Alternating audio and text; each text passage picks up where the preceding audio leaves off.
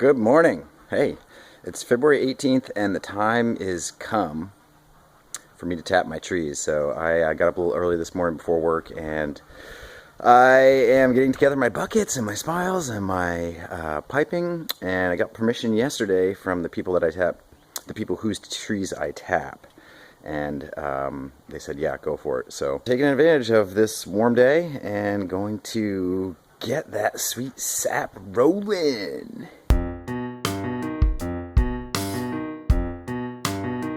I know it doesn't look like much, but this is it. This is all the equipment that you need to make the magic of maple syrup occur.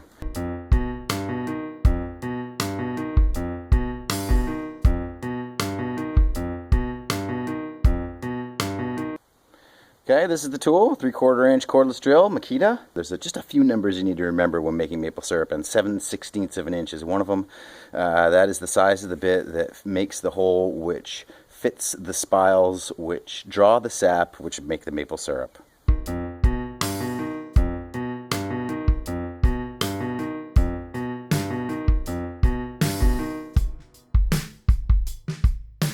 I had a last minute surprise guest. Zephyr really wanted to come along and do the sap thing, so we're gonna go drill it, get that sap dripping.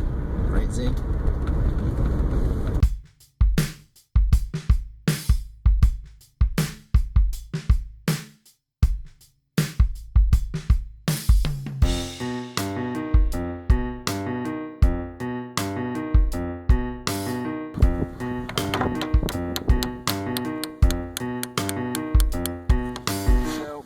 Do is just drill a hole basically directly into the tree, about 2.5, sometimes 3 inches deep.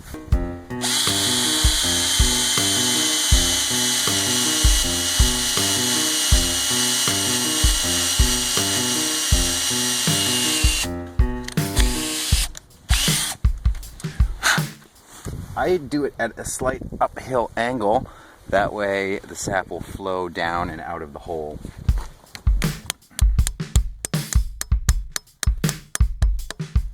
Good. A lot of people ask if this damages the tree, and it really doesn't. You know, these are very small holes in the tree that seal back over in a couple years.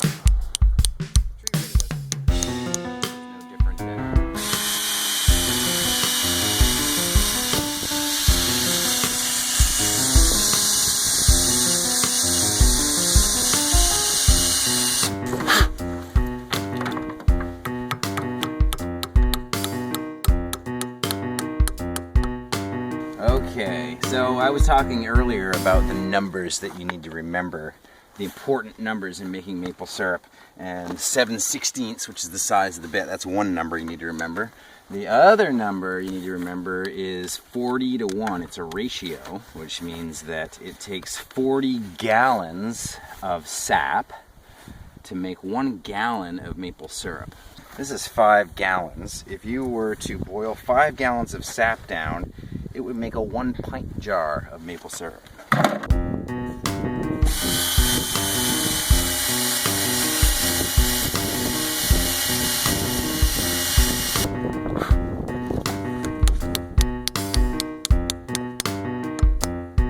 I expect that probably later on today these holes will be running.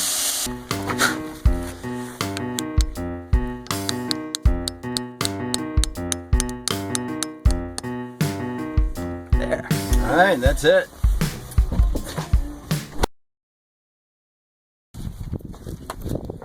Every year there's always a little maintenance that needs to be done to keep my little sugar hobo shack going here. I have a very low-tech affair, as you can see. There's no walls. The roof is mainly just to keep rain out of the sap while it's boiling.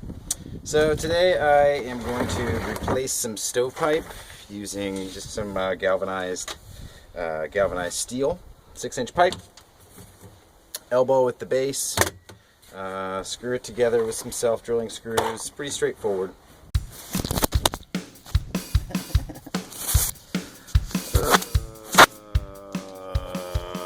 Well, I just realized that The thimble on the back of my stove is pretty much rotted out, so now I have to come up with some engineered approach to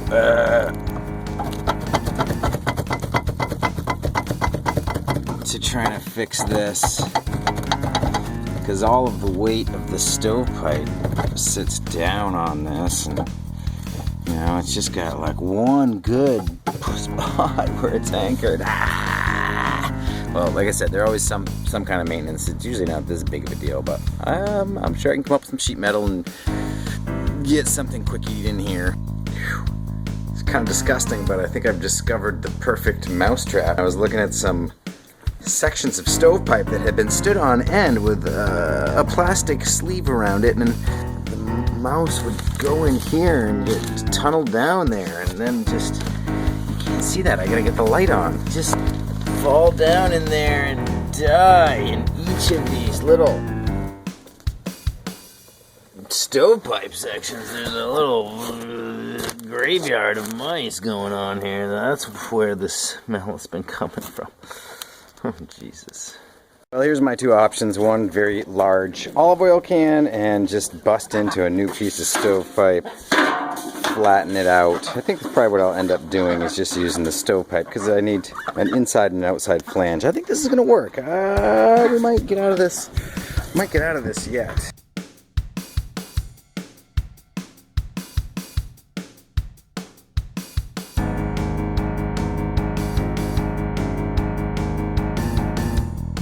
Plan, I'm hoping it works, is to take one of these plates, tuck it on the outside, do the same thing on the inside somehow, and sandwich them together to squeeze this plate somewhat secure and flat. We'll see if this works. The more I look at it, the more dubious I'm getting.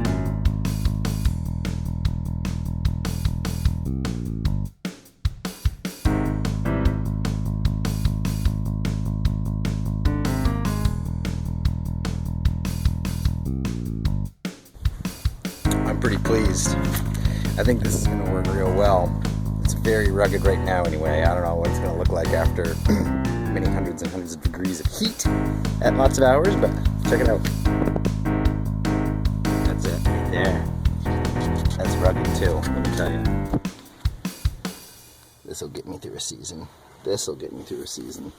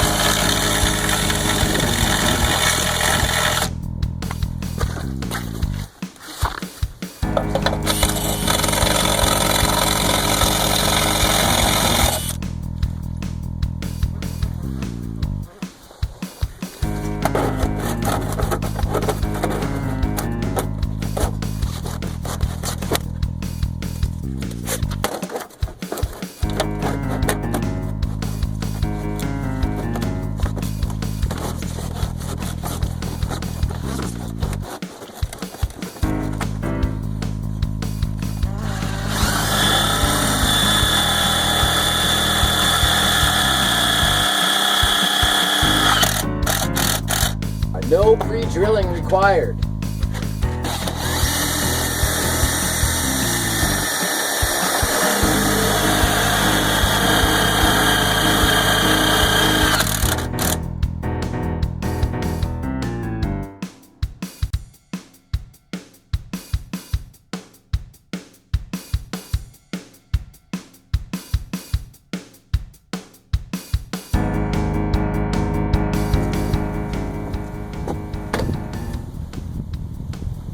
That's done. That is a new smoke pipe. That's gonna work. It's gonna work just fine.